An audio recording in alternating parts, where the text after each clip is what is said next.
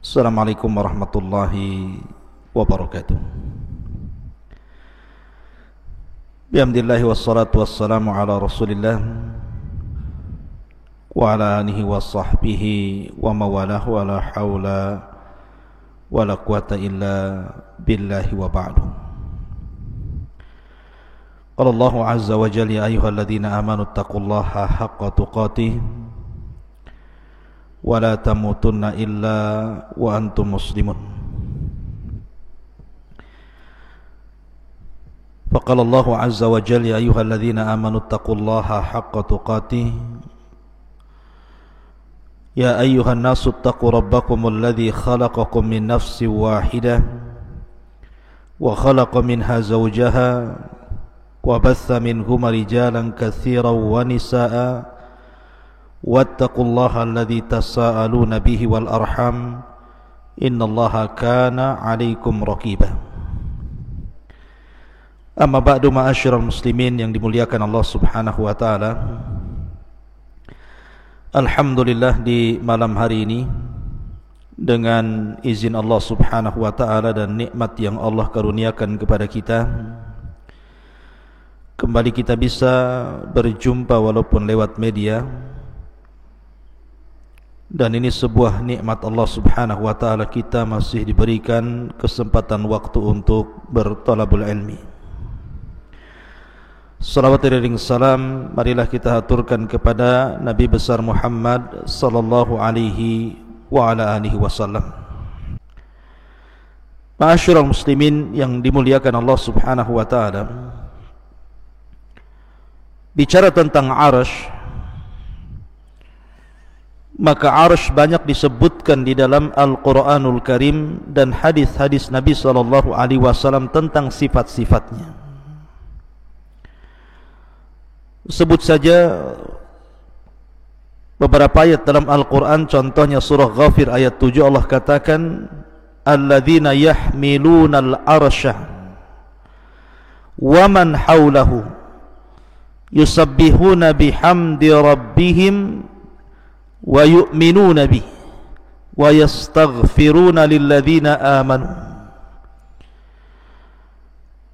Malaikat-malaikat yang memikul Arsy dan juga malaikat-malaikat yang ada di sekitar Arsy, mereka bertasbih dengan memuji Rabb mereka, dan mereka beriman dengan Allah dan memintakan ampun akan dosa orang-orang yang beriman. Di sini Allah Subhanahu wa taala menyebut kata-kata Al-Arsy. Kemudian juga ayat yang lain dalam surah Al-Haqqah ayat 17, Allah katakan wa yahmilu arsya rabbika fawqahum yawma idzin thamaniyah. Dan malaikat yang memikul arsy Rabbmu pada hari itu jumlahnya 8. Ada yang mengatakan 8 malaikat yang memikul arsy, ada yang mengatakan 8 saf dari kalangan malaikat yang jumlahnya tidak ada yang tahu kecuali Allah, saking banyaknya. Wa ma ya'lamu junuda rabbika illa hu, dan tidak ada tahu jumlah berapa tentara Allah dari kalangan malaikat kecuali Allah saja yang tahu. Ma'asyiral muslimin yang dimuliakan Allah Subhanahu wa taala. Kemudian juga hadis Nabi sallallahu alaihi wasallam. Nabi sallallahu alaihi wasallam bersabda ketika bicara tentang keistimewaan zikir kepada Allah Subhanahu wa taala, subhanallah wa bihamdihi adada khalqihi wa ridha nafsihi wa zinata arsyihi wa midada kalimatihi. Jadi suatu ketika Nabi sallallahu alaihi wasallam pernah di masjid sampai waktu duha. Kemudian Nabi sallallahu alaihi wasallam terus menerus seperti itu duduk di masjid sampai akhirnya datanglah sahabat Nabi sallallahu alaihi wasallam kemudian bertanya soal kenapa Nabi SAW duduk seperti itu dari subuh sampai waktu duha. Maka Nabi SAW menjelaskan tentang bahwa dia senantiasa membaca 4 kalimat ini. Salah satunya adalah waridha nafsihi wa zinata arsyih, dan beratnya arsy Allah subhanahu wa ta'ala. Artinya bahwa kalimat arsy itu disebutkan di dalam Al-Quran dan juga disebutkan dalam hadis Nabi SAW. Adapun di antara sifat-sifatnya, maka Allah subhanahu wa ta'ala menyebutkan di antara sifat-sifat arsy itu yang pertama, bahwa arsy Allah subhanahu wa ta'ala disifati dengan Al-Majid, Dzul Arsy Al-Majid. Majid itu artinya yang maha luas lagi maha besar, Mutawassi Al-Azim. Jadi makhluk yang sangat luas sekali dan besar sekali.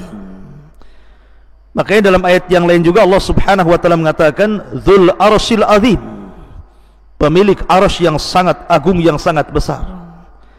Ya, wajar, karena arsy Allah subhanahu wa ta'ala adalah makhluk yang paling besar yang Allah ciptakan di alam semesta ini.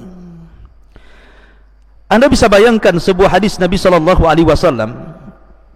Hadis ini dari Abdullah ibn Mas'ud radhiyallahu anhum. Dia mengatakan bainas sama'id dunya wallati taliha 500 amin. Jarak antara langit satu ke langit berikutnya itu sejauh 500 tahun perjalanan.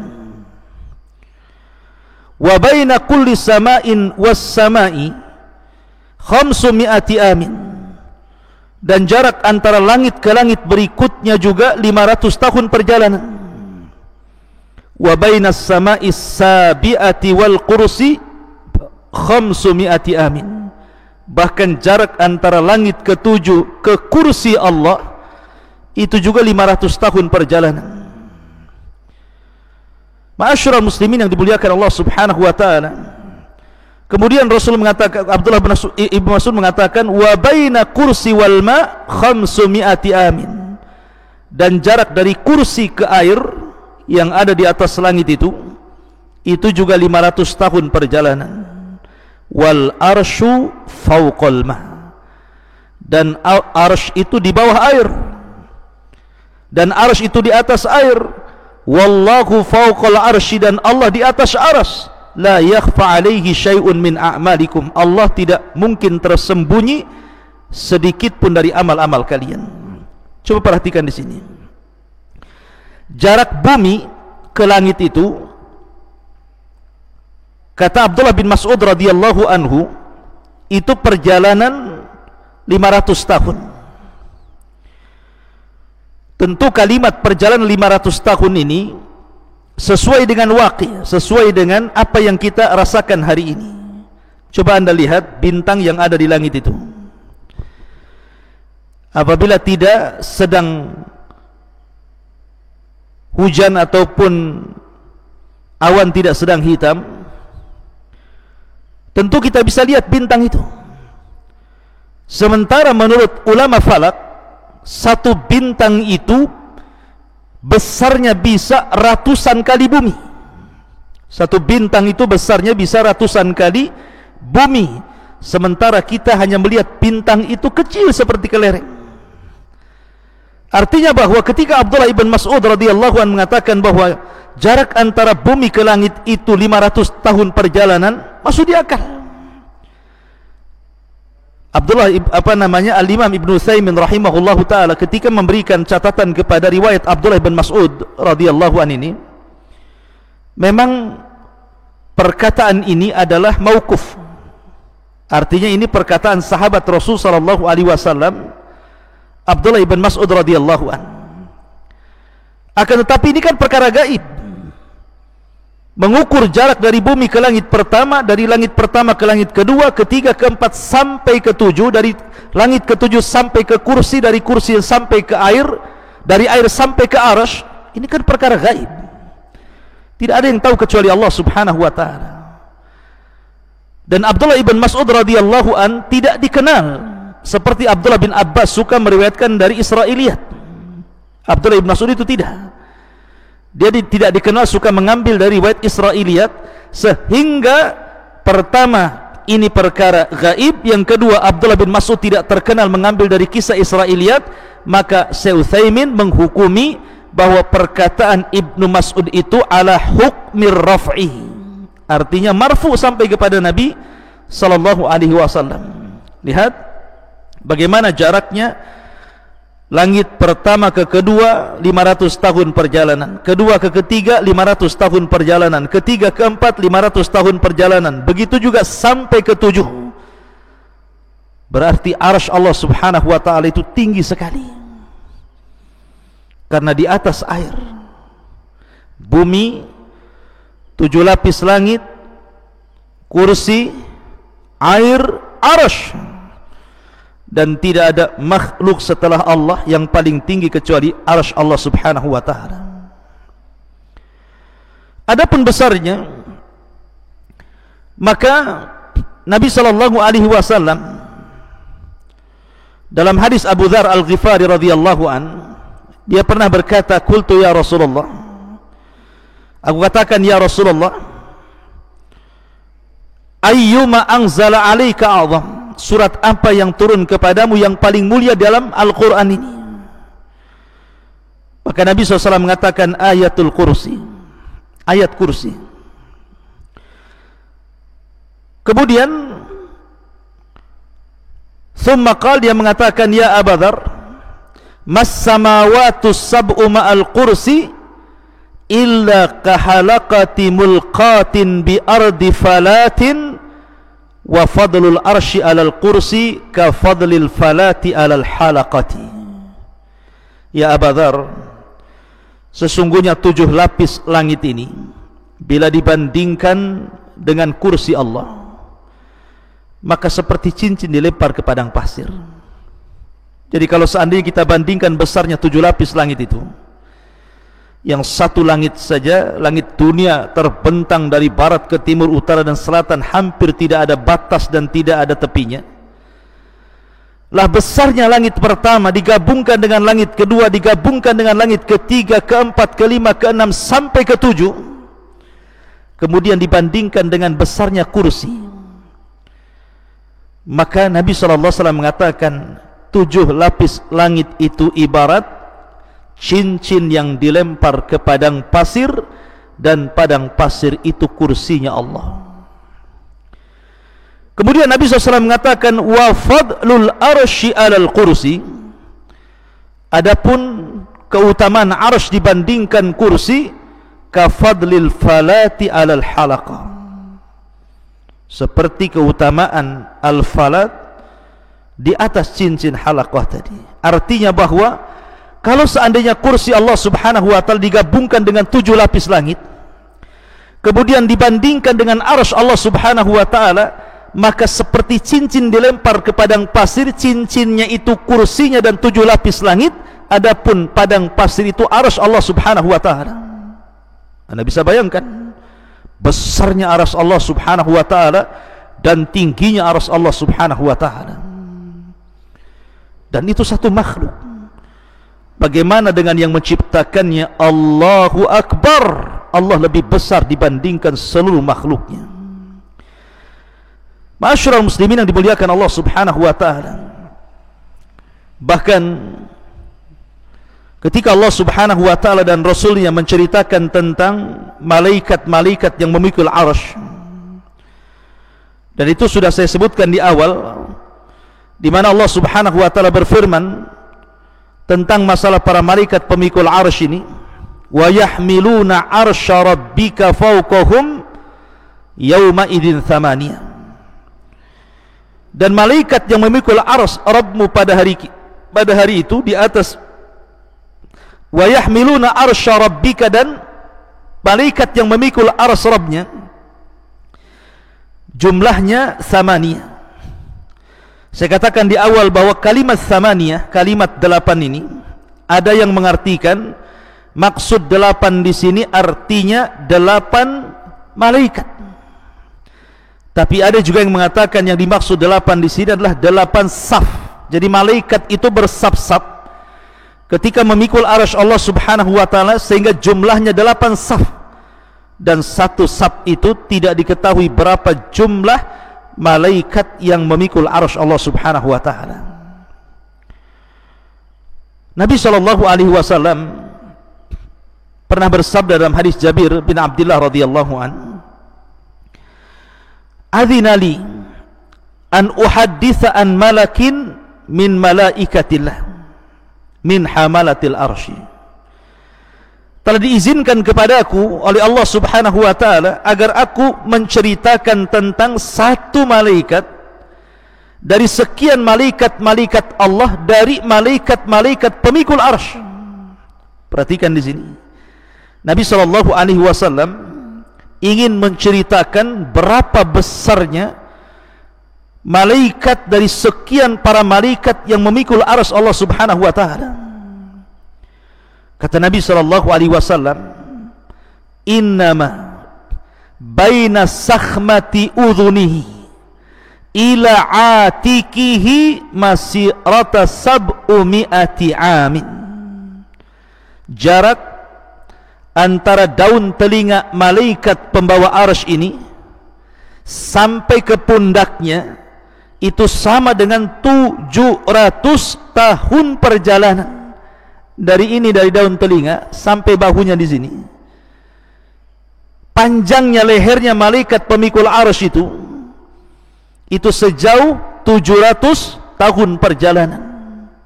Subhanallah, ini baru mensifati lehernya saja. Kemudian dijelaskan juga, ini baru menjelaskan lehernya. Kata Nabi SAW, dan tingginya malaikat ini, malaikat pemikul arsy ini, kakinya, rijlahu,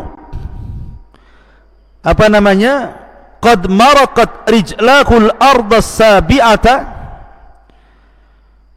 wal arsyu ala mankibihi wa huwa yaqul subhanak aina kuntu wa aina takun. Di mana kedua kaki malaikat pemikul arsy ini nembus sampai ke lapisan langit yang paling dasar. Bayangkan, kedua kaki malaikat pemikul arsy ini menembus sampai ke dasar yang paling dalam dari lapisan-lapisan bumi. Kemudian badannya menjulang menembus lapisan-lapisan 7 langit yang ada di langit, sampai melintasi kursi, sampai melintasi air, sampai kemudian pundaknya baru memikul arsy Allah Subhanahu wa taala. Seraya berkata, subhanak aina kunt wa aina takun. Lihat bagaimana besarnya malaikat pemikul arsy ini. Satu malaikat saja, lehernya dari telinga sampai ke bahu, perjalanan 700 tahun perjalanan. Kemudian kakinya menembus lapisan bumi yang paling dasar dari 7 lapis bumi. Kemudian badannya menjulang sampai menembus 7 lapis langit, sampai menembus kursi, sampai menembus air. Kemudian bahunya memikul arsy Allah Subhanahu wa taala. Itu satu malaikat. Kalau yang mentafsirkan bahwa yang dimaksud dalam Al-Quran, wa yahmilu arsya rabbika fawqahum yawma idzin thamaniyah, dan yang memikul arsy Rabbmu fawqahum yawma idzin thamaniyah, di atas mereka pada hari itu thamaniyah, 8 sab-sab malaikat yang tidak ada yang tahu jumlah mereka kecuali Allah. Berarti jumlah malaikat yang sebesar itu ramai sekali, tidak tahu jumlahnya kecuali Allah. Semua bahu mereka memikul arsy Allah Subhanahu wa taala. Betapa besarnya arsy Allah Subhanahu wa taala dipikul oleh malaikat yang tidak tahu jumlahnya, sementara badan mereka sudah saya sifati sebagaimana sabda Nabi SAW, seperti itu besarnya para pemikul arsy Allah Subhanahu wa taala. Dan kalau yang dimaksud thamaniyah 8 pemikul arsy, 8 malaikat pemikul arsy, maka 8 malaikat pemikul arsy sebesar yang tadi sifatkan Nabi sallallahu alaihi wasallam. Subhanallah. La haula wala quwata illa billah. Allahu akbar. Ma'asyiral muslimin yang dimuliakan Allah Subhanahu wa taala. Dan arsy Allah Subhanahu wa taala itu memiliki tiang-tiang. Makanya dalam sebuah hadis Nabi sallallahu alaihi wasallam mengatakan, yus'aqun nas yaumal qiyamah fa akunu awwal man yafiq fa idza bi Musa akhadha bi qa'imati min qawami'il arsy. Pada hari kiamat manusia akan dipingsankan, maka aku orang yang pertama kali siuman, maka aku melihat Musa sedang memegang satu di antara tiang-tiang arsy Allah Subhanahu wa taala. Artinya arsy itu punya tiang. Kemudian juga arsy adalah atapnya sorga. Jadi sorga itu di bawah arsy, dan arsy itu adalah atapnya sorga Firdausil A'la.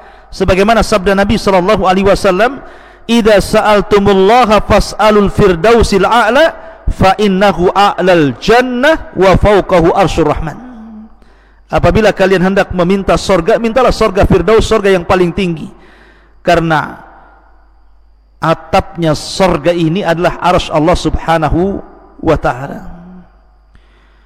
Dan setiap hari matahari selalu datang menemui Allah Subhanahu wa ta'ala dan sujud di bawah arsy Allah Subhanahu wa ta'ala.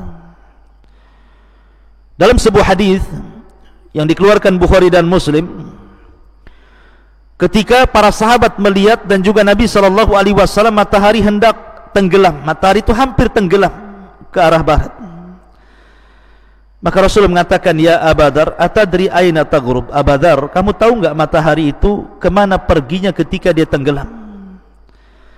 Maka Abu Dzar mengatakan, "Allah wa Rasuluhu alam." Allah dan Rasulnya yang tahu. Maka Rasul mengatakan, "Mustaqarruha tahtal arsy." Dia kembali menghadap Allah di bawah arsy-Nya. Fa innaha tadhhabu hatta tasjuda tahtal arsy. Matahari itu ketika tenggelam dia berupaya pergi menghadap Allah, kemudian sujud kepada Allah di bawah arsy Allah Subhanahu wa taala. Imam Nasai menambahkan, "Tasta'dhinu fayu'dhanu laha wa yushiku an tasta'dhina fala yu'dhana laha." Maka dia pun meminta izin untuk terbit kembali, dan hampir-hampir tidak diizinkan untuk terbit kembali. Dalam riwayat hampir-hampir dia meminta izin terbit dari barat, tetapi Allah Subhanahu wa taala belum mengizinkannya, dan kelak pada hari kiamat akan mengizinkannya, di mana matahari akan terbit dari barat dan akan tenggelam ke arah timur. Dari sini menunjukkan bahwa matahari ini setiap tenggelam dia menghadap Allah, kemudian sujud di bawah arsy Allah Subhanahu wa taala. Ma'asyiral muslimin yang dimuliakan Allah Subhanahu wa taala, ada perselisihan para ulama, apakah arsy ini makhluk yang pertama kali dicipta Allah ataukah yang lainnya? Ada yang mengatakan bahwa makhluk yang pertama kali diciptakan Allah adalah arsy, dan itu berdasarkan hadis Abdullah ibn Amr, "Kataballahu maqadira al-khalaiq qabla an yakhluqa as-samawati wal ard bi 50 alf sanatin qala wa arshuhu 'alal ma." Allah Subhanahu wa taala mencatat takdir-takdir seluruh makhluk sebelum Allah ciptakan langit dan bumi 50.000 tahun, dan arsy Allah Subhanahu wa taala berada di air, berada di atas air. Ada juga yang mengatakan bahwa yang pertama kali diciptakan Allah adalah cahaya dan kegelapan, dan ini yang dikuatkan oleh Imam Ibnu Jarir. Ada juga yang mengatakan bahwa yang pertama kali diciptakanlah air. Ada juga yang mengatakan bahwa yang pertama kali diciptakan adalah al-qalam. Tetapi pendapat mayoritas para ulama, sebagaimana dinyatakan Syekhul Islam Ibnu Taimiyah rahimahullahu taala, dan yang dikuatkan oleh Al-Imam Ibnu Hajar Al-Asqalani rahimahullahu taala, bahwa yang pertama kali diciptakan Allah adalah arsy sebelum yang lainnya. Artinya arsy adalah ciptaan Allah yang pertama dan yang terbesar, dan arsy seolah-olah menjadi kubah seluruh makhluk yang diciptakan Allah setelahnya. Ma'asyiral muslimin yang dimuliakan Allah Subhanahu wa taala, arsy sebesar ini rupanya bisa bergoncang. Arsy sebesar ini rupanya bisa bergegar dan bergoncang. Kapan itu? Ketika kematian seorang sahabat Nabi sallallahu alaihi wasallam, Sa'd bin Mu'adz. Abi Sa'id Al-Khudri radhiyallahu anhu mengatakan, ihtazzal arsy li mauti Sa'd bin Mu'adz. Sesungguhnya arsy Allah Subhanahu wa taala bisa bergoncang, bisa bergegar, bisa bergoyang karena kematian Sa'd bin Mu'adz. Bahkan wa futihat lahu abwabus sama, semua pintu-pintu langit terbuka saat kematiannya. Wa syahidahu sab'una alfan minal malaika, bahkan 1000 dari kalangan malaikat, 70.000 dari kalangan malaikat turun dan menyaksikan kematian Sa'd bin Mu'adz. Walam yanzilu ilal ardi qabla dhalik, dan malaikat-malaikat tidak pernah turun sebelumnya kecuali karena kematian Sa'd ibn Mu'adz radhiyallahu an. Ma'asyiral muslimin yang dimuliakan Allah Subhanahu wa taala, inilah di antara keterangan tentang masalah arsy Allah Subhanahu wa taala. Lalu apa itu arsy? Arsy itu apa sebenarnya? Ma'asyiral muslimin yang dimuliakan Allah Subhanahu wa taala, kalau kita mengacu ke bahasa Arab, arsy itu memiliki beberapa makna.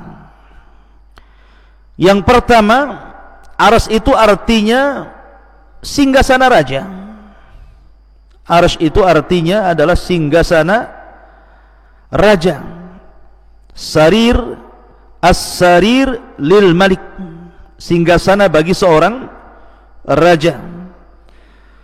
Dan itu sebagaimana isyarat firman Allah Azza wa Jalla, walaha arsyun azim.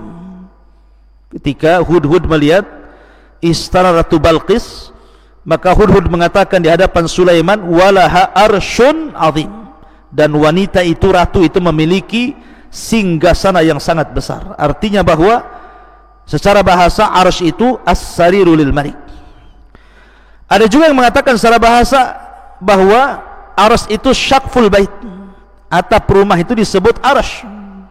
Makanya ketika Nabi SAW menyebutkan tentang ruhnya syuhada, kal qanadil al mu'allaqa bil arsy, seperti ruh yang diletakkan di kendil-kendil kemudian digantung di atap-atap arsy. Ada juga yang mengatakan yang dimaksud arsy secara bahasa itu artinya tiang dari sesuatu, tiang dari sesuatu. Kemudian juga ada yang mengatakan bahwa arsy juga ada yang mengatakan bagian dari punggung kaki, bagian daripada punggung kaki. Wallahu alam. Tetapi Al-Imam Ibnu Katsir rahimahullahu taala ketika menjelaskan tentang makna arsy Allah Subhanahu wa taala, ketika mereka mengatakan apakah kursi adalah arsy, kemudian ulama menjawab bahwa kursi sendiri arsy sendiri. Adapun kursi adalah maudhi'u qadamar rahman, tempat berpijaknya kedua kaki Allah Subhanahu wa taala. Ini menurut pendapat yang paling sahih, dan arsy itu jauh lebih besar dibandingkan itu. Dan arsy adalah singgasana Allah Subhanahu wa taala yang memiliki tiang-tiang yang besar sekali, kemudian juga memiliki lebar yang luar biasa, memiliki besar yang sangat besar, dan dipikul oleh 8 malaikat atau 8 saf para malaikat. Dan arsy Allah Subhanahu wa taala makhluk yang pertama kali diciptakan Allah Subhanahu wa taala. Itu menurut Al-Imam Ibnu Katsir rahimahullahu taala dalam kitabnya Al-Bidayah wan Nihayah. Wallahu alam bissawab. Mungkin ini yang bisa sampaikan, mudah-mudahan ada manfaatnya. Subhanakallah bihamdika asyhadu an la ilaha illa anta astaghfiruka wa atubu ilaik. Allahu ta'ala a'lam. Assalamualaikum warahmatullahi wabarakatuh.